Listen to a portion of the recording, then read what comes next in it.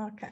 Good morning, everyone, and welcome to this webinar. I am Anna Lorenzini, and I am part of the ITSS Verona member series on the Middle East.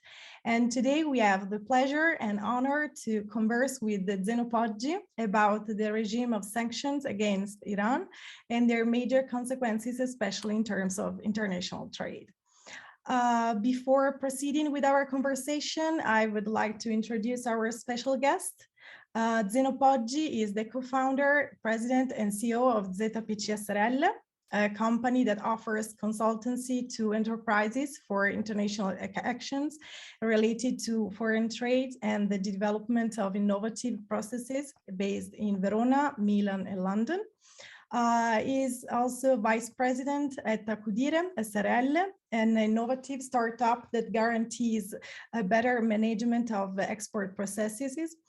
Zeno Poggi is president of AWOS, Award Sanctions, which is a non-profit initiative and the first Italian forum dedicated to the analysis and research of export controls and sanctioning regimes. In addition, AWOS recently launched its Geotrade, its first journal of geopolitics and foreign trade. Zeno Poggi is also MBA professor for Il Sole 24 Ore, Euro Conference and Quorum, as well as speaker at seminars and conferences dealing with internationalization and foreign trade. He has collaborated and collaborates with industrial associations of Confindustria. He participated in the work of Customs Commission and the Commission for the Protection of Trademarks and the fight against counterfeiting of Confindustria. He has also published several articles, for example, for Il Sole 24 Ore, Ipso a Milano, and Il Bollettino dell'Internazionalizzazione. He's also co-author of the Enterprise Internationalization Handbook, published in 2007, and of the International Trade, Customs Aspects, and the Product Safety, published in 2008. Welcome, Zeno, and if you want, let's start our conversation. Good morning, Anna, and it is a great pleasure to have this meeting with you. For us too. So we know that the sanction against Iran, especially in the last few decades, have caused several problems. So to begin with, I would like to ask you, how have sanctions against Iran evolved over the years, and what effects have they had on the economy, not only at the domestic level, but also at the international one? Also taking into account the repercussions of the withdrawal of the United States in 2018 from the nuclear agreement, which also resulted in a tightening of sanctions against Iran. It is a good question because the sanction against Iran show a new environment and a new program of a smart sanction. We had a different stage, especially if we consider US sanction. They have a long history since they stopped back in 1979 after the revolution, the Khomeini revolution. They increased it several times in the following decades, following the deterioration of a bilateral relation and connected to Tehran nuclear proliferation. The development of this sanction exploded in the last period. In fact, sanctions reached their climax during Trump's presidency, when the former US president adopted a policy of maximal pressure. A different phase occurred in 2012 under Obama presidency. It was a very, very small opening in the diplomatic relation. Yeah.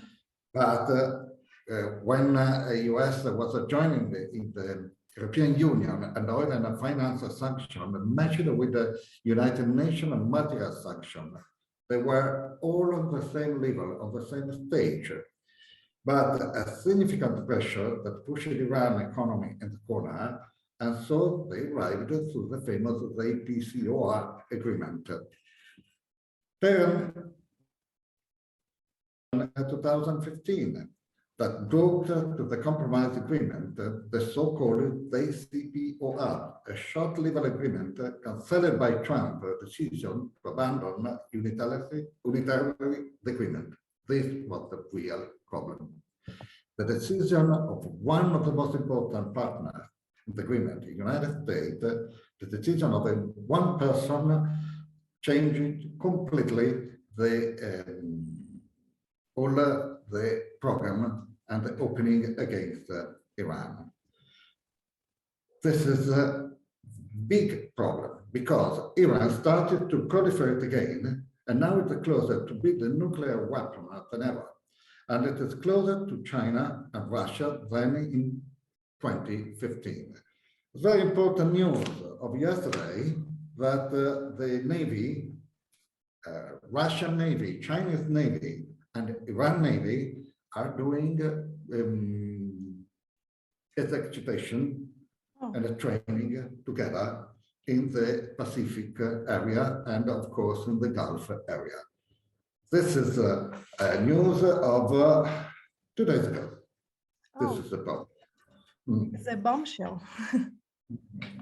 Biden is now trying to re-engage with Iran, but after 8 rounds of mediated talks in Vienna, US and Iran delegation don't even sit at the same table, and the European Union diplomats have to shuttle between 2 different venues. The pace of the negotiation are too slow. Prospects for an agreement are unclear. This is the question. We are in a situation of war against war. So we are not able to see any solution in opening again for the development of the wealth and the industrial development of Iran. That is very important for Italian companies because Italian companies are suppliers for petrochemical, oil and gas, steel, and other industries and other sectors. Yeah, the petrol is a very important point. Then I would like to ask you, what are the greatest difficulties in acting on a commercial level in a country as sanctioned as Iran, especially in a view of the fact that the #1 sanctioning country is the United States, as you already mentioned, and which is known to be one of the superpowers on the international stage. For example, in the 3rd report published by AWOS, you talk about secondary sanctions. What do they consist of, and what are the greatest risks from a geoeconomic and geopolitical point of view, and for those who intend to enter into the commercial relations with Iran? This is a real question, because the secondary sanction are US sanction that can reach no US person. And this is the real danger for the Italian company, and not only Italian company. Especially no US person who are trading with Iran in goods allowed by European Union law. And even when this transaction are not paid for in US dollar, not they contain US technology, of course. Basically, a restriction on US person on not dealing with a listed foreign person who don't respect the US sanction when they are not obliged to. Of course, these are a problem for European Union companies. The US dominance of financial and technological markets and their geopolitical leverage make the trade operation with a sanctioned country a risky business. This is why the Italian company in this moment stopped any activity to Iran.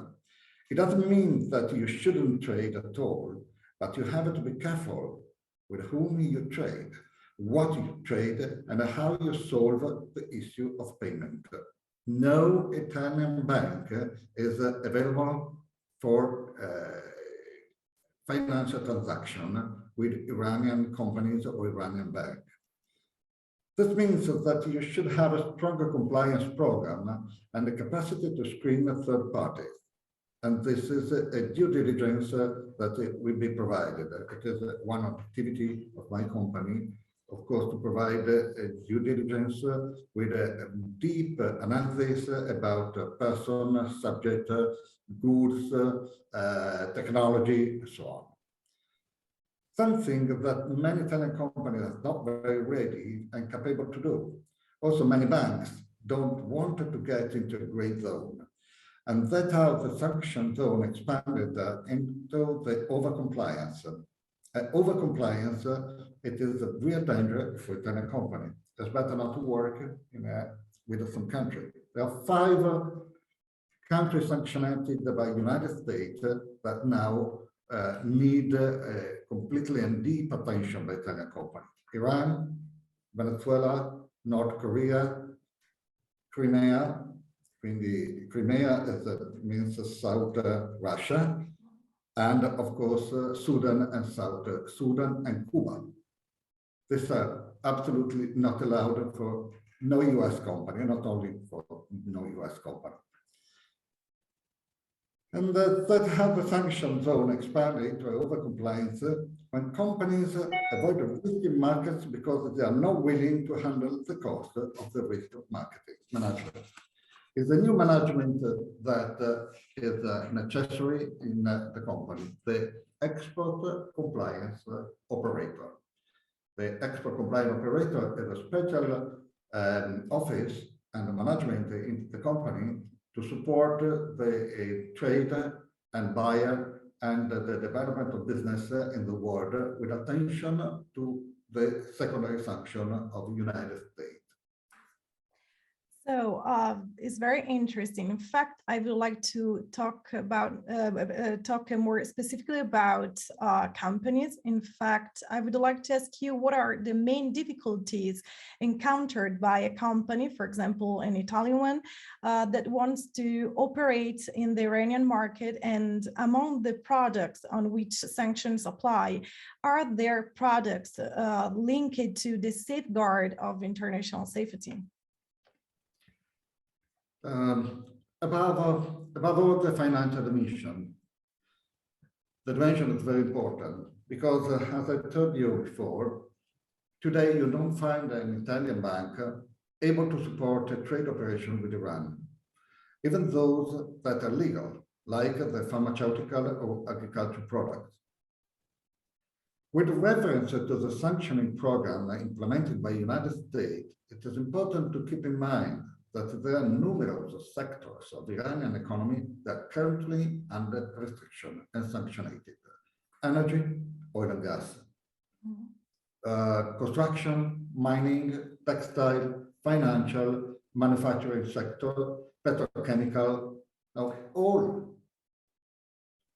with the exclusion of food and naturalmente and pharmaceutical.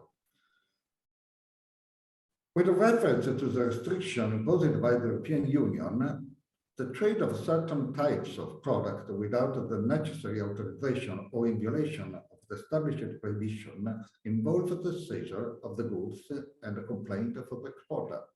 So we have to keep in mind that we have a sanction from the European Union, different from the stage of the US sanction.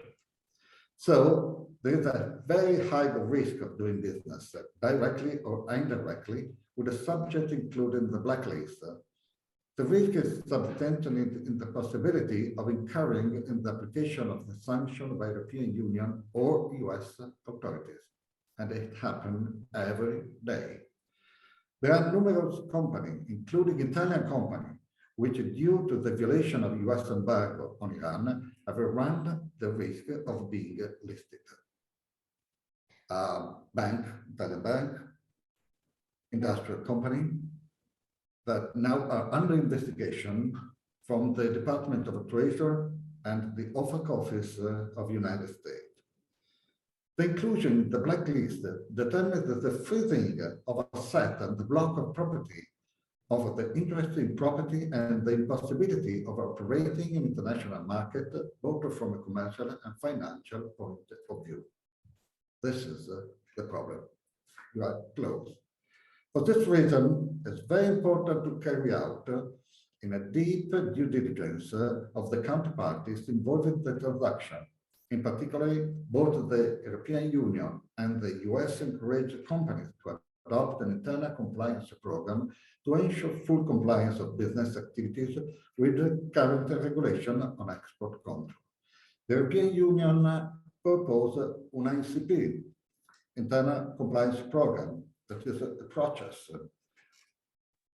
Meantime, the Department of Treasury of the United States with OFAC made the purpose of an SCP sanction compliance program that is the same target and the same outlook for a new organization of company. Only in this organization you can avoid the risk, the high risk to be involved in a smart sanction from United States or other countries. Now we have United States, UK, European Union, a new export control program from China, another one from Russia. They are completely different. And the Italian companies must learn to move in this terrible this terrible environment. It's a mining field. Yeah, it's really dangerous.